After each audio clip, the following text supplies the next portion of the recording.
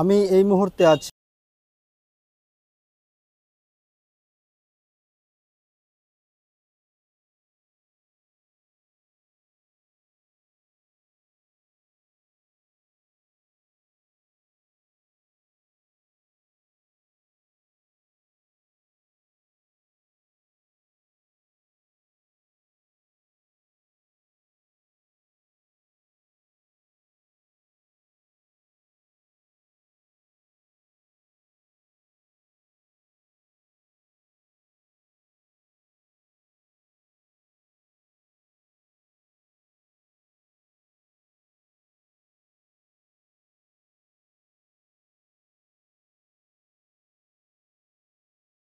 সব মিলিয়ে যেটি বলা যায় যে এই ঐতিহ্যবাহী শম্ভুগঞ্জ বাজারে এখন পর্যন্ত সবজির সরবরাহ বেড়েছে এবং এক সপ্তাহের ব্যবধানে কিন্তু 10 টাকা পর্যন্ত সবজির দাম কমেছে।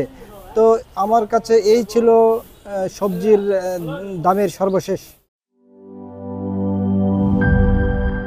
বান্ডেল থাকলে প্রতি সেনমানিতে টাকা বাঁচবে। বিকাশ সেনমানি বান্ডেল কিনে জিতুন প্রতি লেনদেনে।